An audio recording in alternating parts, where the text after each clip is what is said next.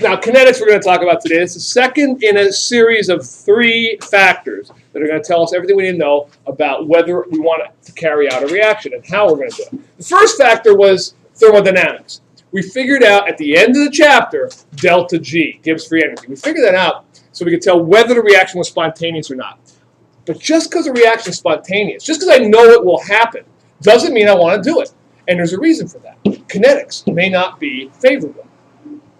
The kinetics of the problem have to do with the rate of the reaction. Okay? Now, you're going to want to watch this, Olivia, later. All right. So kinetics studies the rates of the reaction. Is that yours? No, that's not yours. No. It studies the rates of the reactions and the mechanisms by which they occur. Now, I'll talk about mechanisms are going to come up later, but right now we're going to concentrate for the first couple of days, first probably 3 days maybe, 3 periods. We're going to talk about how the rate of the reaction is affected by different things. See, just because you know a reaction happens doesn't mean it happens very fast. Okay? You know a reaction is spontaneous. It can be highly spontaneous. Here's an example. Take a look at a very easy example. We could have done this problem. This could have been on a test. This could have been on a test for a molar enthalpy of formation equation. Actually, it wouldn't have been a molar enthalpy because carbon's in the form of diamond instead of graphite. But you still could have looked this guy up. You could have used Appendix K, looked up the delta H, looked up the delta S, put them together, and gotten delta G. Carbon plus oxygen, carbon dioxide. Very simple reaction, and you would have found this to be the delta G of the reaction. But guess what? Well, first of all, what does that mean? That negative delta G means is it spontaneous or not? Yeah, it's spontaneous. It's highly spontaneous. Negative 396 kilojoules per mole. All right? Is it a reaction I would want to do? No. Do I really want to burn diamonds in order to make carbon dioxide? Why not? But if you're rich, do it. Yeah, exactly. If you're rich and you have nothing else to do, you burn your diamonds. All right, but there's another reason. Besides the fact that diamonds are expensive, let's say we were walking on them and they're on the floor and we were picking them up like rocks. Why else wouldn't I want to do this? This is a highly spontaneous reaction. But is it very fast? No, it's a very slow reaction. Look, but very, see, it's turning really slow. Yeah. Very slow. By the way, I got a lot of cool transitions in this one. What do you say? What's with the background? Yeah, I changed the background, the parchment. Yep. Just trying to keep it real. Trying to keep it real. All right. We can't go off on any tangents because we don't have time. And this has got to count. All right. So, but you get what I'm saying here? I mean, I could, there's a lot of other ways I can make carbon dioxide. It's not just the fact that diamonds are expensive. What else could I have used for carbon? Instead of a diamond, I could have used what? Graphite. And that would have burned really well. All right? It would have burned a lot faster. But the delta G of this reaction technically is spontaneous. All right? But it's just that I wouldn't want to do it because it's very slow. So kinetics is a big deal. Just because I find a reaction spontaneous doesn't mean it's one I want to carry out. I may have to do a lot of things to it to make it happen faster. You guys know what some of those things are. We have talked about them. All right, well, before I get to those, I just realized I have to talk about something else. I'm going to ask you, we're going to get to the first of the 4 things to make a reaction happen faster. But before I do, I guess I kind of have to talk to you first about why a reaction happens. What's going on at the atomic or molecular level? 2 different theories. One's called the collision theory. The other one's called the transition state theory. Now, basically, I'm going to use both of these theories. They both, neither one of them is like they're not mutually exclusive, but they all cover something different about the concepts. And I'm going to refer back to these theories when I'm trying to explain why we do certain things to make a reaction happen faster. What are some things I could do to make a reaction happen faster? Add a catalyst. I got a catalyst. I'm going to explain that one by the transition state theory. What else could I do? Make a reaction happen faster. What else do you do? Normally, Chem 1, I asked you these. Like Heat. Stir. Come on, a couple others. We're going to go over all these over the next 2 days, but in more detail than we did in Chem 1. Come on. Freeze it? Or? No, I'm not going to cool it down most of the time. It's not going to happen faster. Most reactions, you add energy to them, not take it away. But there are some that actually happen better at lower energies, lower temperatures. I can't think of it. Yeah, surface area. Yeah. and increasing the concentration, just the amount of the reactants you have. So all of that stuff we're going to go over, but this time, in Chem 1, we mentioned them in one slide. I talked about them for a couple of seconds, and then we obviously used them in class, obviously back in lab and everything like that. We stirred things up and all that stuff. But we really didn't talk a lot about them. Now we're going to talk a lot about them. Here's why they work. First one has to do with the collision theory. In order for things to react, they have to collide. And that B/N means between. Somebody asked me what that means, between. In order for a reaction to occur between atoms or ions, they must first collide effectively. What makes an effective collision? That's what I'm going to talk about in this first theory. What makes something an effective collision? I have a little demo for you. It's very, very simple, but it's a little demo to illustrate one of these 2 points.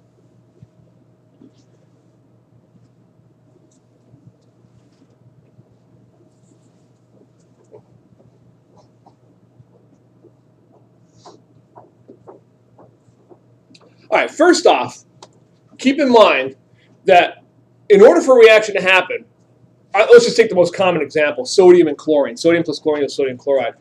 What happens to sodium getting together with chlorine? What do? Sodium loses 1 electron, chlorine gains 1 electron, right? Well, the thing is, that doesn't just happen. They have to hit hard enough to knock an electron off of sodium. Sodium by itself doesn't want to lose an electron.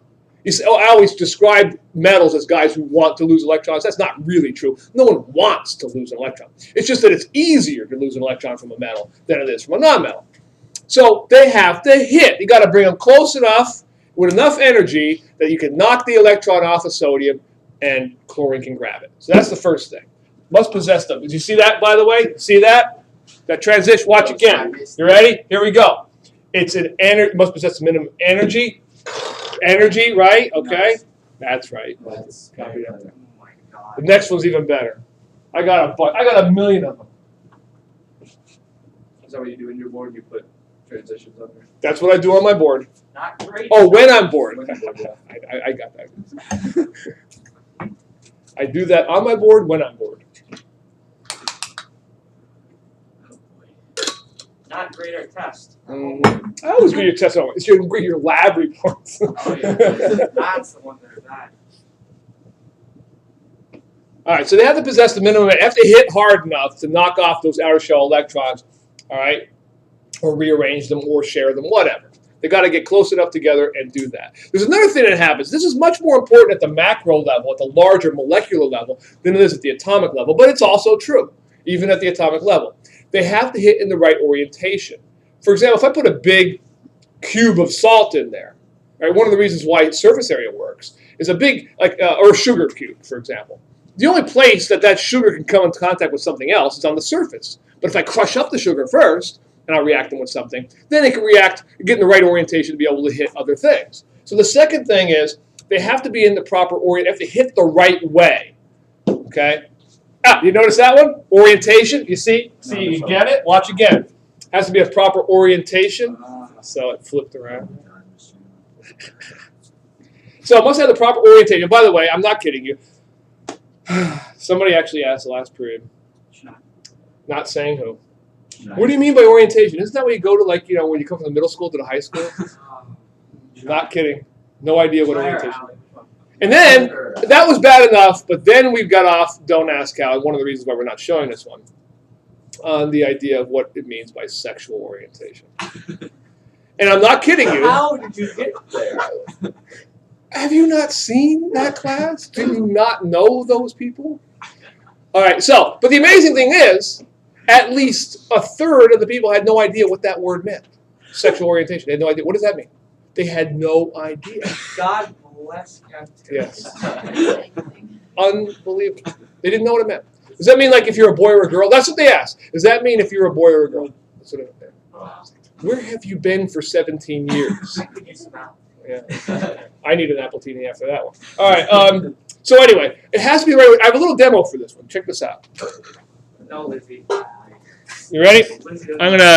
You're gonna have to look carefully. Maybe stand up if you can't see from the back, because I have to do it so you can see it on the video. And I'm just going to take two magnetic marbles. Okay, they stick together. Okay, they stick together. Oops, I should go down here. So you were lying. In that one video when they shook the box, they were magnetic. They all magnetic. No, they reversed. You lied. Now watch. You such a liar. Now this doesn't illustrate how they have to hit a certain energy. The fact is, if I throw them too hard together, they're never going to stick together. It's kind of the opposite. But it does illustrate something about orientation. Watch. If I put these guys, they come together. They missed it. All right, let's try that again. They stick together. Great. Okay. They stick together. They stick together. That's kind of cool how they spin. But sometimes when they hit, they're not going to hit in the right order. If a positive hits with a positive, remember there's two magnets in here, or if a negative hits with a negative, they will just bounce off of each other like that one did. See? And that one did. But that one didn't. Okay, so they have to hit in the right orientation. Now that's much more important for, say, at the larger level, which is one of the reasons why your biological catalysts actually work in that way. They make remember the lock and key mechanism. We're going to talk about that when we get to mechanism. When we get to enzymes and catalysts. All right, because now at the atomic level, one sodium atom hitting one chlorine atom, it's not really a big deal about orientation, but it is for a protein, which only has like one small binding site that has to match up perfectly with this other guy's binding site, and if it doesn't, then it's not going to react. All right, so orientation and energy. Both of them are big deals for this guy. All right. The other theory that's going to describe why a reaction occurs is called the transition state theory. It's not necessarily that it covers something that's wrong about this one. It's just that it's different and it covers it from a different way, different perspective. When I give you the definition of this or the explanation of this, it may not make sense. It may not be familiar to you. However, it should be because you've all seen this before. All right, in my Chem 1 class, and even in last chapter I mentioned it. I'm trying to get this thing straightened out here. All right, even last chapter we saw something. When I graph this information, it's going to look very familiar to you. Let's just write down the actual what the transition state theory says. What this says is that basically, for a reaction to occur, you've got to first break up the reactants before they can get together and remake the products. So it takes energy to do that. And therefore, it has to go through this short, high-energy state called the transition state theory, before the products are formed. In other words, if I've got something like, well, you're writing that down, AX plus BY yields AY plus BX, something as simple as that, okay, while you're copying that. Before A can get together with Y, I've got to break these bonds. And that takes energy. When these new bonds are formed, that gives off energy. Now that may not seem familiar to you, but it should. Because if I graph that energy change, it will be two very familiar shapes, as you'll see in a second.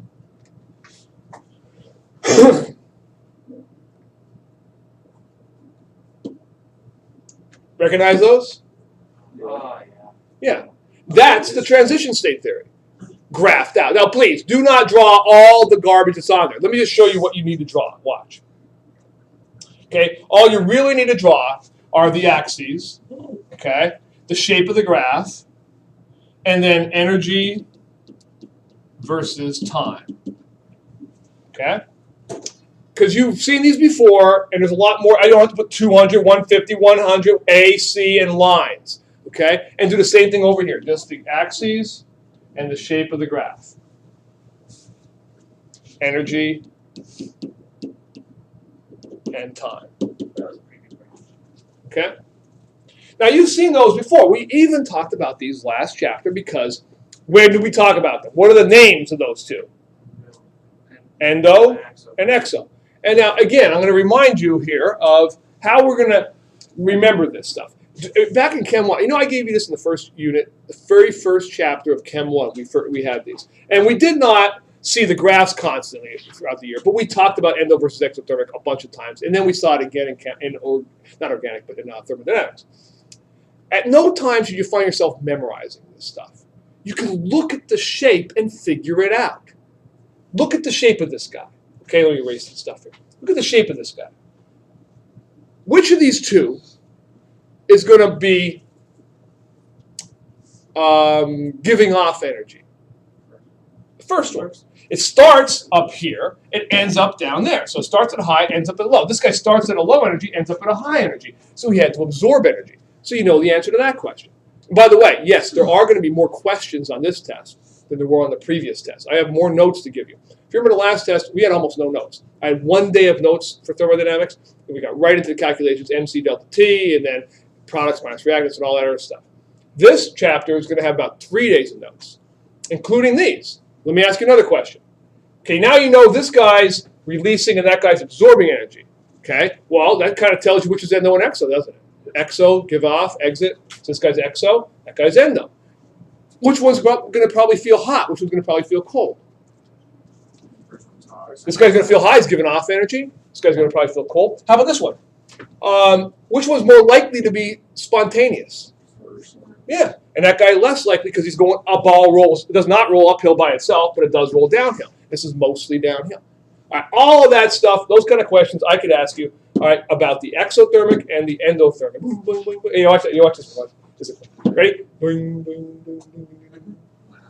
Oh my God. I had way too much time when I made this one. Yes.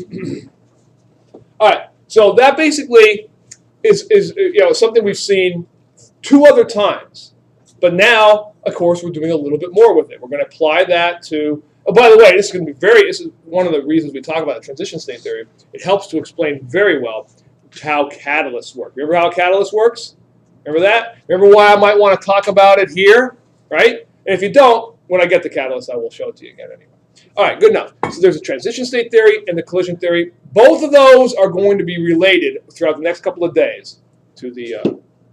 Oh, watch this transition. Wow. Turn that light off. This is Wow. and Lizzie wasn't even watching because she was trying to figure out what time this class is over. You ready? I don't. Oh, I need my LSD now. That was really psychedelic. Wow. Would this be Wait, C? that was on the video. This is not C. This is just underneath those graphs. I wanted to identify for you something, people. This here, this little, I told you just to draw what I told you to draw, but this you do have to identify as well. The difference between here and here is called the activation energy. All right, that's the amount of energy it takes to get this guy over the hill, over the hump, so he'll go the rest of the way by himself. You know, if you think about it again, it's kind of the energy it takes that, remember I told you, use this as an example, AX plus BY yields AY plus BX. All right?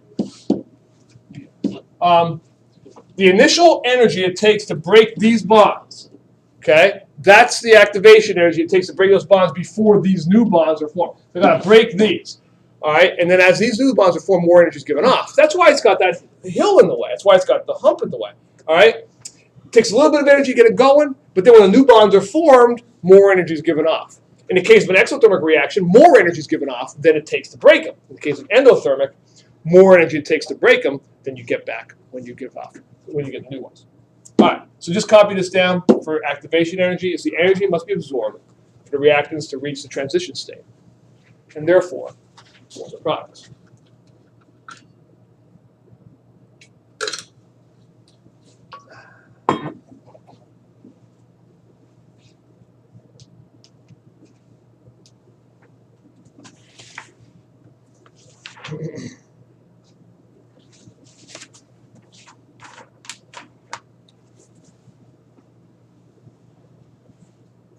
Okay.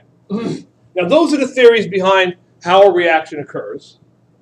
We're going to apply them to, as I said, how we make reactions work faster. You've given me some good examples of what we could do. We could heat them up. We could stir them up. We could increase the surface area. We could add a catalyst. All of those things I'm going to have to explain now, all right, as I go through these and relate them back to these 2 theories, the transition state and the collision theory. Okay, let's start. I'm only going to get to one of them today, like I told you, because we only have about 6 minutes left. Let's start with the 4 factors. We'll start with the nature of the reactants. Nature of the reactants, the ones that you are most familiar with that you would have seen in Chem 1 were, what's the word?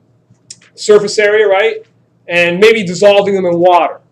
Okay, those 2 biggies. But there's another one you've forgotten about, And that's one I want to talk about today. And then I'm done after this one because I actually have a little video clip to show you on this one. I actually have 2 video clips to show you on the next one tomorrow. But it's a good thing that we only had a half a day today because I did not have a chance to get that. I put it on the computer and it didn't work for some reason. I tried converting it, it didn't work. All right, let's see. Nature of the reactants. One thing you've forgotten about, besides the fact that I could powder them, besides the fact that I could dissolve them in water, I could use a different reactant, all right, that's the same element. So what does that mean? Well, that's called an allotrope.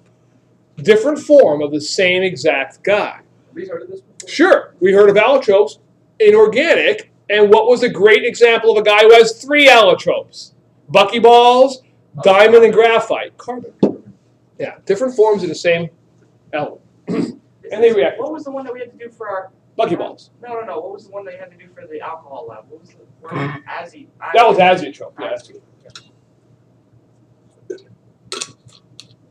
Good point. That might be, I never realized, but that's a good thing that people are probably get confused because they sound alike, but they're not the same thing.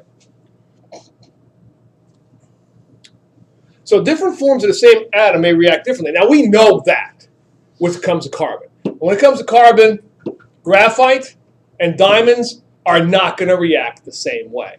Diamonds are obviously going to be much more slow to react speed-wise with the same exact chemical reaction, because you could burn graphite. Remember the Chernobyl? They used that graphite as a moderator, and that was part of the problem, is it burned. And but diamonds, I mean, how can I exactly worry about? Oh, I left my diamond too close to the fire, honey. It's going to catch on fire. Yeah, that's not going to happen. All right. But the one you're not familiar with, and I have a little video for it because it's kind of cool, is red phosphorus versus white phosphorus. Hey, again, notice the red phosphorus versus white phosphorus. Racist. I'm not racist unless I hate Indians. Redskins. Yeah. That's a big thing with the Redskins now. How about that with them? Yeah, don't get me started. What's your opinion on that? I don't have an opinion. I have zero opinion on anything. Except for white phosphorus. White phosphorus is evil. And you're going to find that out right now. Got a little video clip for you on white phosphorus. Time to get a nap. Sean, what was that video where they rolled that like barrel down the hill? That was sodium. Well, this is pretty cool too. All right, check this out. You ready? Shh, watch. It's got a little music to you. I won't leave the music on for long though, just for a little bit. Why not? You ready?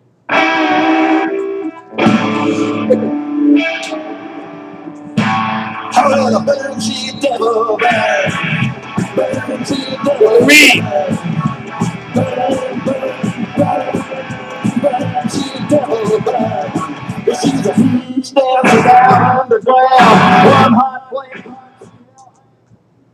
All right.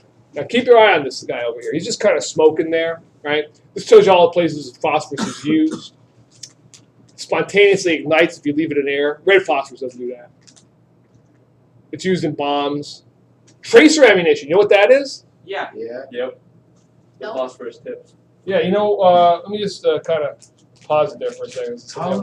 They're cool to see shoot. Yeah. They are neat. If you ever like at nighttime, if you ever see like shots of like Vietnam and they're shooting out of a helicopter or even on the ground, what they do is they put phosphorus in every so many bullets, Every 5th round. whatever, every 5th round, and that way you can see what you're hitting or where they're going. All right, especially at night. Well, even if it's not at night, you can still see where you're going. It looks like a little flame going. Yeah, it's pretty cool. Matter of fact, I actually have. I thought I had them on here, but I have time because this is almost over anyway. Tomorrow I have 2 other videos I want to show you. I'm going to look for one that shows you tracer ammunition. But here, let's get back to this. I thought he was going to say he had some. Okay, watch. All right. They're very toxic. They're used in nerve agents. They're just nasty. Phosphorus is just nasty. Yeah, it was not. No. Phosphorus is evil. Good to know. Yeah. It emits a glow, and it's Greek. Phosphorus is Greek for bringer of light, or in Latin, Lucifer. Did you know that? No. It's actually. That's weird. That's cool. Yeah. Now check this out. Watch what happens when you touch it with a glass rod.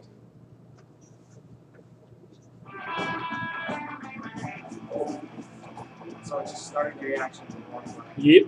It was probably going to ignite by itself anyway. So catalyst. No, it just no, not a catalyst. If you add a little energy to it, that's all it takes. Fire like the blue. Where do you see? Oh, you mean up here? I think it's just. Yeah. Burn, she devil, burn. Yeah, we're gonna get it. Where do you get that stuff? You don't. You don't. What are you planning on doing? A terrorist bombing in the future or what? Look at Dave, he's not innocent anymore. Where do you get that? Where do you get that? That's military grade right there, boys. All right, so light back on. I'm going to try to find for you